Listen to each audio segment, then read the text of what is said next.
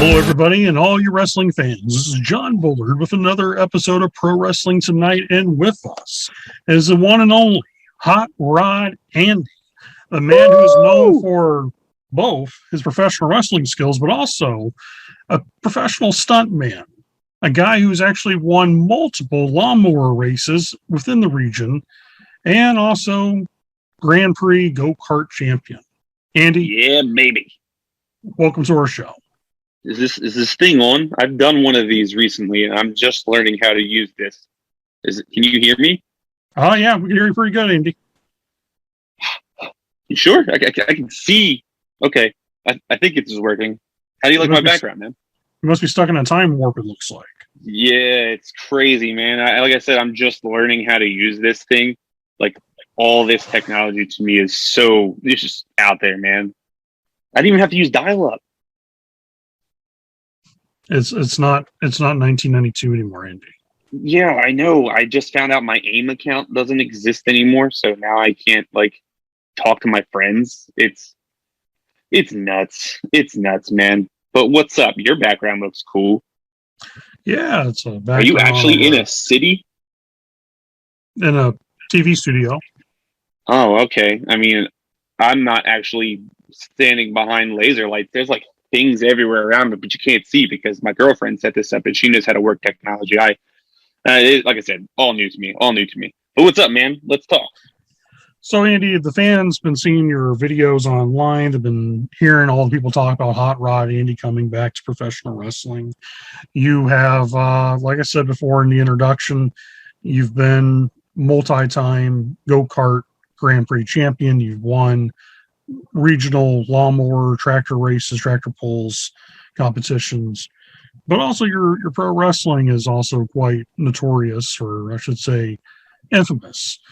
So how did this all started? How did you become this multi-talented race car driving, tractor pulling, stunt man extraordinaire pro wrestler? You forgot to mention that I jumped 3 people laying down on a power wheel once too. That was sick. That's probably one of my coolest stunt accomplishments.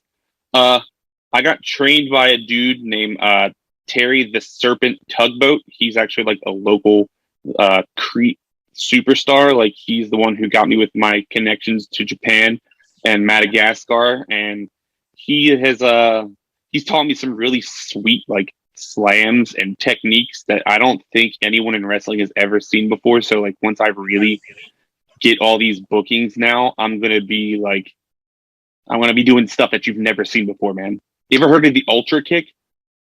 No, I have not. Okay, you just wait. I'll have to show you guys what it is. It's probably the best move anyone will ever see in wrestling. We also know you're famous hold the Cowabunga clutch. Yeah. So what you do is you wrap a guy's leg. I don't know. Have you guys? It's Ric Flair. Have you guys heard of Ric Flair? Yes, he's still wrestle. Yeah. So you do a little wrap around, and then you kind of whip your leg over, and then you slap the dude's sides, and you tickle him or whatever to get his arms, and then you just pull back on his arms and just stretch him out. It's a really sweet submission. That sounds extremely painful. Yeah, that's something Terry the Tugboat taught me. He's a really good submissionist. That's the word, right? He's a really good technical wrestler. What year was it that you started your career in professional wrestling? I actually started wrestling in 1992.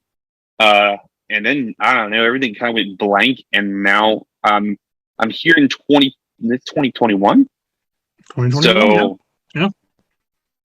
I'm either just blacked out because of all the partying and world tours that I've done and all the stunt things, or I don't know, man. It's just been a ride. So yeah, 1992. It's been crazy. Wow. So you missed out on a lot. Yeah. So on the last podcast I was on, I heard the WCW shut down. That's unfortunate because I really wanted to wrestle Sting. But then I also saw that there's this new guy running around who's also called Sting, but he doesn't look anything like this Sting that I remember. Street Sharks got canceled. That really sucked. That kind of hurt my feelings. Gummies, like chewable, the gummies from Saturday morning cartoons. That's not a thing. Kids don't watch cartoons anymore. So I don't know, man. It's weird. And y'all were locked in a house for like an entire year last year. That's crazy. Like, Yeah. I can't imagine having to do that. Yeah, it was wasn't fun, but yeah, a lot of those I haven't seen cartoons on TV in quite a long time either. So yeah. Remember Captain Planet? That's gone. He's our hero. It's gonna take pollution down to zero. Yeah, I don't think that's worked though. Not Things definitely. seem kind of rough still out there. I mean, it's really Oh, hot, yeah. global warming and all that. So 1992. Yeah, You was involved in a go-kart race, your last Grand Prix race, and you slid off into a track and disappeared. yeah. I actually like slid off into a cornfield, and like after that, I think that might have been when everything kind of just went blank, man. Like I just kind of vanished. No one saw me. Like no one. That's if people went looking. I don't know, but like I was gone, and then I like I said, I came back, and everything's different, man. Everything's people aren't driving like geo trackers anymore. Those cars were so cool. I miss the geo tracker. We need to bring that back. And now everyone's out here doing like things like you got these. Look at this thing in my ear. Like I don't, there's the camera. I got this. Like this is a headphone. That's freaking nuts, right? Like so much has changed. Yeah, technology has definitely advanced within our time period of now being in 2021 from your time period of 1992. Yeah, So, Grand Prix, you skid off, you went through a cornfield, and literally you vanished. They yeah. It might have had been a like search team, they had everybody looking out for you. I read the backstories of the newspapers, the catalogs of the different time and dates when this all happened. When I heard about your coming back to professional wrestling after being gone for so long, even old Terry the Tugboat was have been worried about you, and he looked for you as well. So when you disappeared, I mean, did you end up hitting your head on something, or did you just pass out? Like what happened? I don't know, man. It could have been a wormhole. It could have been anything. Like I just kind of was in one place and I ended up in another, and here I am in 2021 Illinois. It's kind of it. I don't know how to explain it. I'm not very scientific. All I know is three things in life: do rad things, do professional wrestling, drink milk. Hulk Hogan taught me that. Is he still cool? I don't like that face. Hulk Hogan might not be cool anymore. Okay, Yeah, well, at least yeah. Terry Tugboat's It still cool. depends on who you ask. At least So Terry Tugboat's cool though. yeah, Terry Tugboat's still a Crete wrestling legend. Let's talk about Crete at this time. So you're from the village of Mm-hmm. Crete, Illinois. Yes. So it's like 35, 40 minutes outside of Chicago. It's kind of like a pass through town. Like I don't, people just kind of drive through. They don't really stop to hang out. There's maybe like a couple thousand people who live here in town.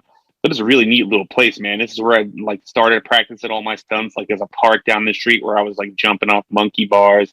I learned flips there. Like I've been doing a lot of cool stuff. It's like I said, in Crete's where I learned to wrestle, man. It's like the craziest building. I'll have to show you a picture of it before after we get off of here. I'll have to find a picture of it to show you.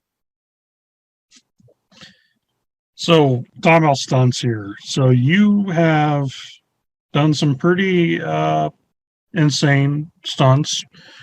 The famous one when he was a young teenager, you jumped over three people with power wheels. Did I hear that right? A power wheel? Power whip.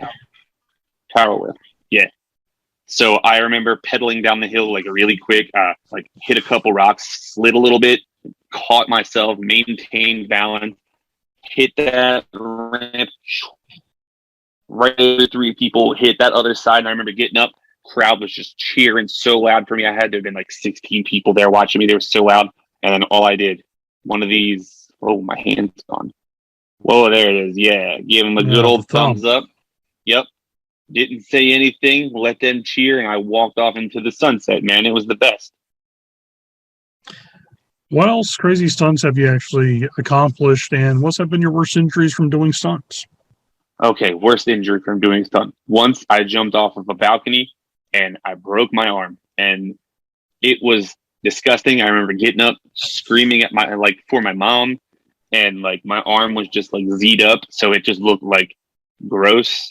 And then I was in a cast for like 6 weeks, and I remember cutting that cast off myself and like looking at my arm, and then like just kind of in my mind, I was like, this was a test. Like this was a test to my body to see how much pain I can actually maintain. So that next day, I got out. I started practicing on my pogo stick, and the pogo stick jumped up and popped me right in the chin, man. And it gave me, I don't know if you can see it, but I got a scar under here where some hair doesn't grow. And I got stitches. And again, it was like me mentally being like, man, my body is really just like, it's tough. I can do this. And that's kind of what let me into professional wrestling. So I was like, I gotta try this stuff out, man. Like if my body can handle breaking its arm off of a balcony and a pogo stick to the chin, like I can be a pro wrestler. Very interesting way of coming up with that solution and idea. Yeah. So, 1991, you approached Terry the Tugboat about getting trained in Crete. What was that experience like? Oh man, he was tough. So we ended up having to run around the neighborhood a few times, and I didn't have wrestling shoes. Like I only own one pair of shoes, and that's a pair of Reeboks. And running in Reebok is not comfortable. I don't know if you've ever done it before, but he ran us to death. He told me about like how he used to be trained by a guy named Fern Ganji, Fern like Fern, and like he used to like beat them up in his old barn. So he kind of did the same thing to us, where he would just hit us with things like and just like toughen our bodies up, so we would get like really strong for matches. And I remember it might have been like a week. I was training, and then I got my first booking out here in Illinois in the next town over called Beecher. And I wrestled a guy who had been wrestling for like 5 years, and he punched me. But after he hit me, he hurt himself because I had been toughened so much by the beatings that I had been taking by Terry the Tugboat. So I think his training really, really worked. And this is last this. I'm not trying to laugh, but I just have to ask this: Burger King, McDonald's, or Hardee's? I see the Hardee's hat. Oh yeah, the Hardee's hat. This hat's really cool, isn't it? I really like Hardee's, but I'm actually one of the first few members of the Burger King Kids Club. So it's really Burger King. Like I love Burger King. Their fries could be a little bit better. I don't know if they've changed much since then, but their fries could be a little bit better. They changed law since 1992, Andy. Oh my gosh. Is the Burger King Kids Club still around? Can I redeem my vouchers that I've collected? Things have changed so much. I can't even use my Blockbuster card anymore, man. Like, how am I supposed to get movies? There's just, there's a couple of streaming apps, the Zing Oh, that yes. you can buy, I heard of these apps. There's one, Peacock. Peacock. Is that good? Yeah, I can't say yay or nay about it. I mean, I'm trying to be, neutral about Partial. stuff, but That makes sense. yeah. I've heard of apps. I thought it was appetizers when I first heard it. But no, it's like some whole technology thing that I've still got to learn. I'll figure it out. There you go. Yeah, but it does suck if I can't use my vouchers at Burger King or my Blockbuster card anymore. It really sucks. Yeah, I hate to tell you that, buddy. Those have been by the wayside like the dinosaurs. I can't even go to Suncoast anymore, man. Like I need these things. I don't know how you people live without this stuff. Oh, there's ways, but At least Hot Topic is still around. Yeah.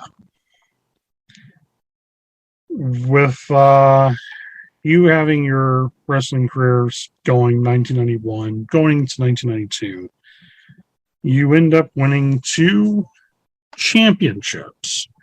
One is the Madagascar, and the other one was the Ito Fukushima Ultimate Warrior Championship Trophy. I won that in Nagasaki, Japan, 1992. Wow, that's a mouthful. So Yeah. let's talk about the Madagascar Championship. Okay. So this was I got a call on my phone from Terry. He had told me like, hey, there's this opportunity in Madagascar that just opened up. They're having their first tournament for heavyweight championship. They're going to crown. So I was like, I've never really done anything huge up to that point, and I was like, I got to get my name out there. I need that exposure. So we hopped on a plane. We flew all the way over to Madagascar. We got in the ring, and I won. I won a spinning lemur championship that I still have. It's in my garage right now, just hanging up. It's my one of my most prized possessions. Spinning lemur head championship. Wow. What was the what was it like being in Madagascar? Was it like wrestling in front of those crowds? Oh man, they were hot. I don't know if they've ever seen wrestling before. I know they do a kind of wrestling over there, but it's with bulls. So I don't think they've ever seen like people themselves wrestling. So once myself and like a couple other wrestlers were over there, we had like it was just a hot crowd. Like they were mesmerized. It was unlike anything I've ever felt before. It had to have been like 300 people there, man. It was crazy. Wow. Yeah, we've seen the pictures and photos of that time period. You winning the belt. The ring, it looked like it was kind of a makeshift box ring, looks like old boxing ring, Yeah, but just not in the best shape. it Old was rough. the old ropes were very loose. So yeah, I can definitely tell it was a unique experience without a doubt. Now Japan, tell me all about that. Oh, so that was another thing. Like after the Madagascar thing happened, I ended up in a couple magazines and it kind of just blew up from there. So I ended up getting another call from Terry and he was like, look, opportunities open up in Japan. They need a few American dudes to come wrestle in this tournament. You might win, you might lose, but it's good exposure. So I was like, all right, man, let's do this. Let's book this plane. Let's get over there. Let's wrestle. Got over there. I got to tell you, like, I don't know a lick of Japanese. Like I'm trying to learn it. I've got one of those apps, Duolingo. Like I'm trying to use that to try to figure out how to talk to everyone over there so I can like respect them and like learn all that I can. But I got there into the match. I wrestled a couple dudes. And it was just kind of like no one really told us who was supposed to win, and I kind of just toughed it out and I won the match. It was like an over the top rope thing, kind of like a Royal Rumble match. And I threw the one guy over, and the crowd just, I mean, it was a weird crowd. Unlike the Madagascar crowd, they didn't really pop. They just seemed kind of confused at the fact that like I had won. But after I grabbed that trophy, man, like everyone just like jumped up. They were throwing like cash and paper at me. Like it was, again, that was probably the biggest thing that's ever happened to me wrestling wise. And it's also, uh, unfortunately, the last thing I remember wrestling wise that's happened. Like that's before the whole cornfield incident where I just kind of disappeared. Oh, So that trophy holds like sentimental like value to me, where it's like, man, that was the last thing I remember, and then here. now with this year coming up, you're start wrestling more places. You're getting your name back into the scene. You're traveling. You're making the world remember who Hot Rod Andy is. I've heard through the grapevine in 2022 you will be making your debut with Chicagoland Championship Wrestling. Yeah. I think I sent you like my manila like envelope with my resume and stuff in it.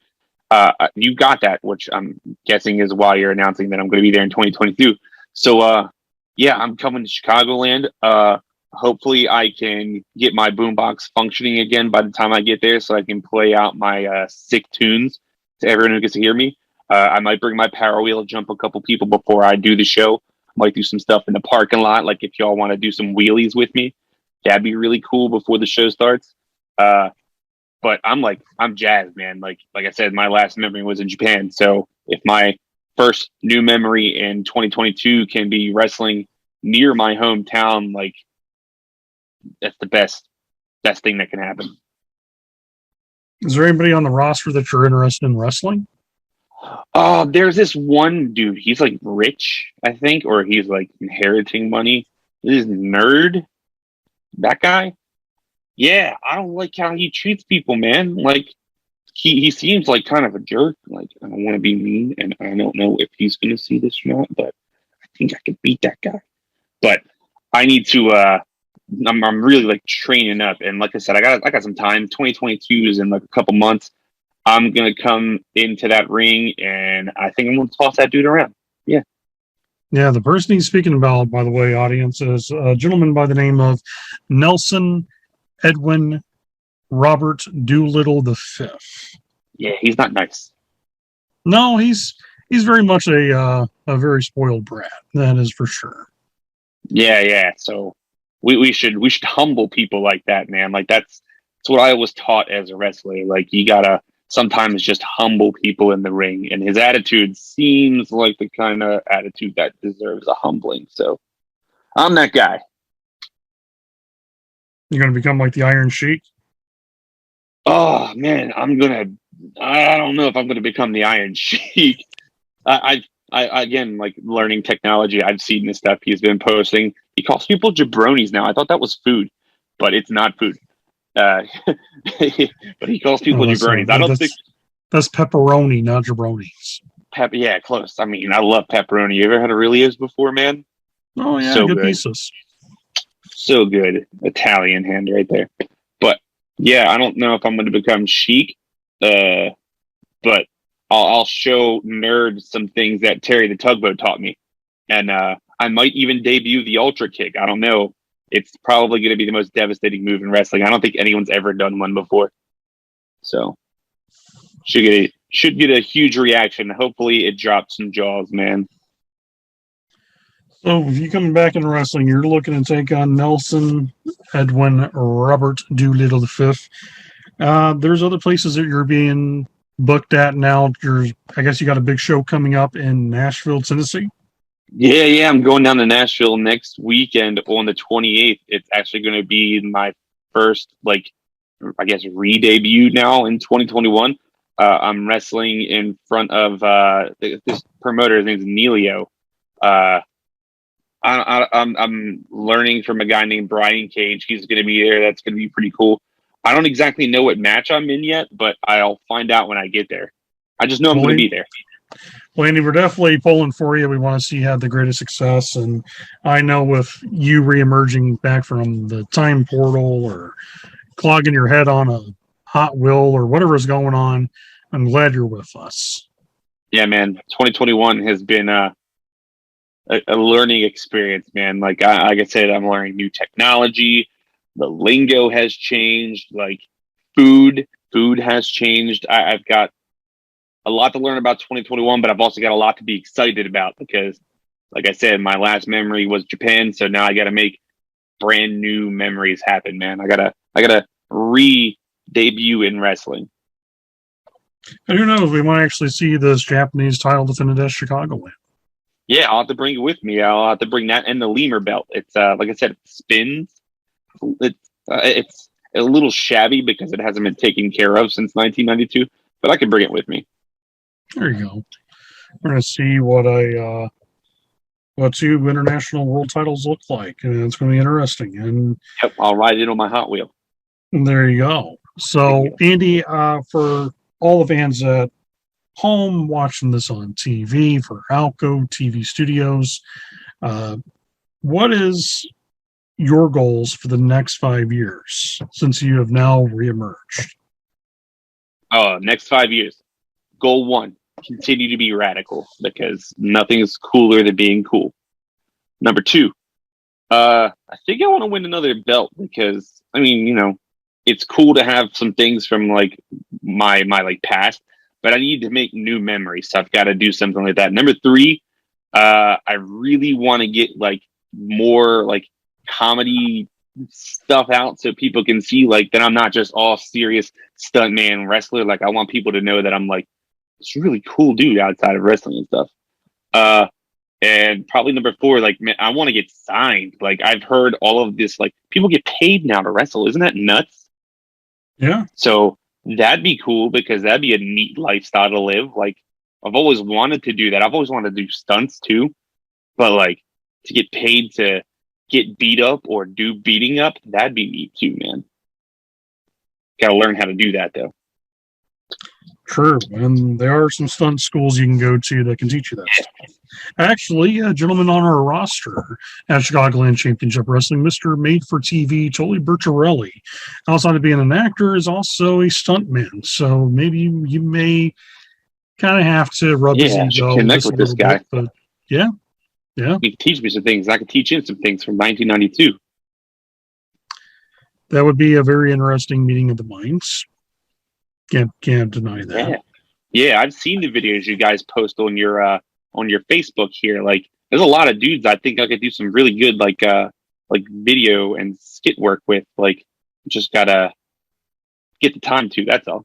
Maybe a couple of these dudes will want to help me like build a ramp so I can jump my power wheel over things. Power wheel was also, don't forget that you did some stunts on your moped as well. Yeah, moped too. No. I'm excited. I'm excited, man. There's a lot that's about to start happening. It should be fun. Oh yeah, and then I think everybody's looking forward to it, Andy. Everybody's looking forward to seeing you being part of Chicagoland Championship Wrestling, seeing you now reemerge and wrestling all over the Midwest and all over the Mid-South.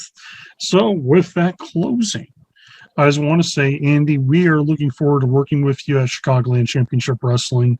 Thank you for being a guest with us tonight here on Pro Wrestling Tonight, which we are now getting closer to our second year. So we've been having a lot of fun with all of our guests on the show. You have been a blast to have as a guest. We're honored to have you here. And most importantly, Andy, we're looking forward to seeing the Hot Rod himself do what he does best in 2022 with your stunts. Probably not so much with the go-kart because you'll need to go back in time. That 88 gigawatts, by the way, you got to stay away from that. And single, and most importantly, you coming back, doing a cowabunga clutch, hitting people with all types of crazy 1992 reference kicks. And we're looking forward to it. This is John Bullard from Pro Wrestling Tonight with the one and only Hot Rod Andy. Oh, and yeah, baby. Let me tell you something, Andy.